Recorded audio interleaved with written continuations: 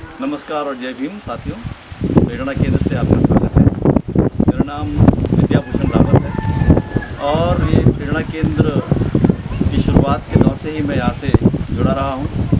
ये प्रेरणा केंद्र जो है वो बगल में खनवा नदी है और मलवाबर गांव देवरिया जनपद के भगवत घाट कस्बे के पास है। इस गांव में आने की एक बहुत बड़ी कहानी है जिसको मैं आपके साथ शेयर करना चाहता हूँ। उसी के साथ ही प्रेरणा केंद्र बना भी, और प्रेरणा केंद्र 2009 में ये इसकी बनने की शुरुआत हुई, लेकिन 2009 से पहले ही पूर्वांचल के कई ज़िलों में जो है वो भूख से और मस्तिष्क ज्वर से जो मौतें होती थी उनको लेकर के इस क्षेत्र में मेरा आना शुरू हुआ। और 2007 में पूर्वांचल के करीब 20 साथियों के साथ में मिलकर के हम लोगों ने महाराजगंज से लेकर के चौरी चौरा तक की एक पदयात्रा की थी जो जून के महीने में। और उस पदयात्रा के दौरान चलते चलते हमने उस पदयात्रा का उद्देश्य था जल जंगल ज़मीन के सवालों का, जो भूख से मौतें हैं, जो अति दलित अति पिछड़े लोग हैं, भूमिहीन हैं, उनके प्रश्नों को जानते हुए और सरकार को उनकी जानकारी दी। तो पदयात्रा चलते चलते इस गांव में भी पहुंची और ये 9 जून का दिन था जब इस गांव में पहुंचे थे। और मुशहर बस्ती सामने है। इस गांव में एक भी घर पक्का नहीं था, एक दो छोड़ करके वो भी ज़्यादा घर कच्चे थे और घास फूस के थे।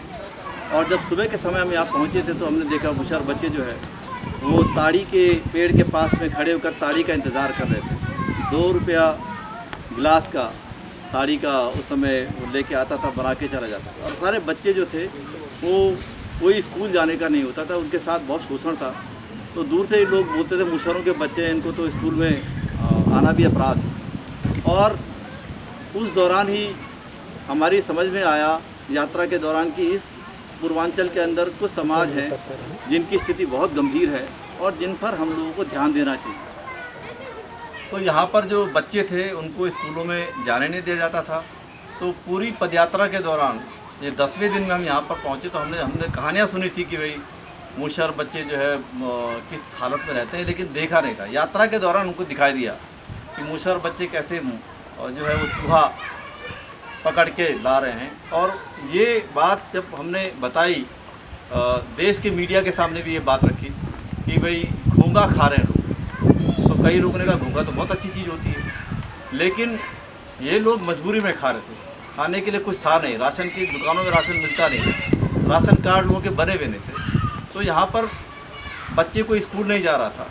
तो ये महसूस हुआ कि इस क्षेत्र में कुछ करना चाहिए। तो खैर पदयात्रा हमने ख़त्म करी वो जून के अंत में, और उसके बाद जो है इस गांव से एक रिश्ता बन गया।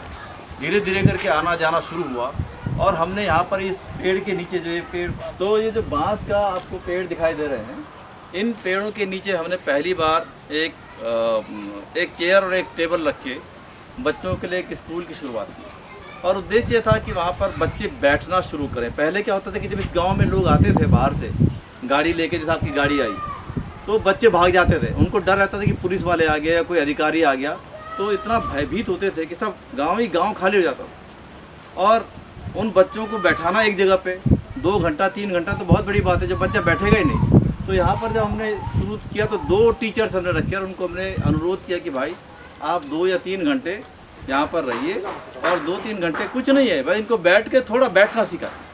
तो वो 2-3 घंटे में क्या हुआ कि बच्चों की संख्या बढ़ने लगी, लोगों को थोड़ा आनंद भी आने लगा कि भाई कुछ स्कूल चल रहा है। क्योंकि जिन बच्चों को मुख्य स्कूल में कोई आने नहीं देता था, वहाँ पर कम से कम यहाँ आके उनको लग रहा था कि कोई पढ़ा रहे हैं। तो 2 महिला अध्यापिकाएँ यहाँ पर रखी गई। उसके बाद धीरे धीरे करके जो है जब लोगों ने देखा कि भाई बच्चे पढ़ रहे हैं, तो कुछ संस्थाओं ने दिल्ली की यहाँ पर कहा कि हम जो है थोड़ा मिड डे मील बच्चों को दे सकते हैं। तो दोपहर का जो भोजन होता है वो प्रोवाइड करना शुरू किया उस दौर में। तो फिर जो है बच्चों की संख्या बढ़ गई। तो हमने उनको कहा कि देखिए हमारा उद्देश्य यहाँ पर स्कूल खोलने का नहीं था। हमारा उद्देश्य इसलिए नहीं था स्कूल खोलने का कि हमारे पास वो उतना इंफ्रास्ट्रक्चर नहीं है, उतनी व्यवस्था नहीं थी। हम चाहते थे कि बच्चे पढ़ें और सरकारी स्कूलों में उनको डाला जाए। और वो काम हमने फिर लगातार किया। इसीलिए पहले ही दौर में जितने 250-300 बच्चे आते थे, तो 3-4-5 साल चलने के बाद हमने उन बच्चों को जो है मुख्य धारा के स्कूलों में डाल दिया। आज बच्चे पढ़ते हैं, गांव के लोग भी उनकी मॉनिटरिंग करते हैं, गांव के लोग स्कूल में जाते हैं। आज इस गांव में जब 2008 में हम यहाँ थे, 9 में यहाँ पर 7 में थे, उस समय एक भी पक्का मकान नहीं था। आज अगर 2020 में आप देखें गांव को, आपने पूरा इसका सर्वे देख लीजिए तो सबकी छत पे घर है और अच्छे घर बने हैं। आज अधिकारी यहाँ पर आते हैं, गांव में लोगों को पेंशन मिलती है, गांव में लोग जो है सरकारी योजनाओं तक पहुँचे हैं। यहाँ कैंप लगा के जो है हेल्थ कैंप और लगा के लोग आते हैं। तो मलवाबर एक ऐसा आदर्श गांव बन गया कि भाई जहाँ पर सब सुविधाएं हैं। यहाँ कोई जो मुशहर के बारे में बोलते हैं कि भूख से मौतें हैं, वो इस गांव में नहीं है। और आज से 10 साल पहले तक यहाँ ऐसी स्थिति थी। तो इसका मतलब ये है कि अगर ईमानदारी से संस्थाएं काम करें, ईमानदारी से लोग रहें, तो हम हर जगह पे एक रोल मॉडल क्रिएट कर सकते हैं। हमको कोई बहुत बड़ा, जो लोग कहते हैं कि बदलाव तो खुद से आना चाहिए। अगर ईमानदारी से हम कोई काम करेंगे तो बदलाव अपना आप दिखाई देता है।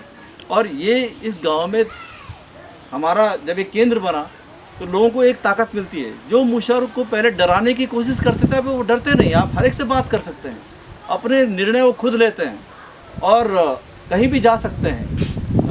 डिस्ट्रिक्ट मजिस्ट्रेट के साथ में, डीएम के सामने बात करते हैं, अपनी बात को रखते हैं। यहाँ पर खुद अधिकारी आते हैं, पुलिस के अधिकारी आते हैं और सबको लगता है कि हाँ वाकई में ईमानदारी से यहाँ पर काम हुआ। और क्योंकि क्या होता है कि संस्थाओं के नाम पे भी लोग ठगी करते हैं, पैसा लेते हैं, लोगों से पैसा ले लेते हैं। ये सब काम हम लोगों ने यहाँ बंद करा दिया और कहा कि सरकारी काम में कोई पैसा देने की ज़रूरत नहीं है। आप ईमानदारी से जाएं, समूह में जाएं, तो कोई परेशानी आपको नहीं। तो ये जो पीछे आप देख रहे हैं, इसका नाम सावित्रीबाई फुले महिला स्वावलंबन केंद्र है। और हमारा उद्देश्य था कि हम केवल अधिकार आधारित काम न करें, बल्कि विकल्प भी मुहैया कराएं लोगों को। तो यहाँ के जरिए जो महिलाओं को हमने इकट्ठा किया और मुशर्रफ जो पहले जो थे केवल सूअर पालन करते थे, गाय पालन भी कर रहे हैं, बकरी पालन कर रहे हैं और अपना व्यवसाय भी कर रहे हैं। तो इसके ज़रिए हम लोगों ने कोशिश किया कि अपने पैरों पर खड़े हों। यहाँ पर हमने मुर्गी पालन और बकरी पालन की कोशिश की है और यहाँ पर और भी छोटी मोटी खेती जो होती है, जिसमें आयुर्वेदिक खेती आप समझ सकते हैं उसको, उस प्रकार भी हमने यहाँ पर प्रयास किया।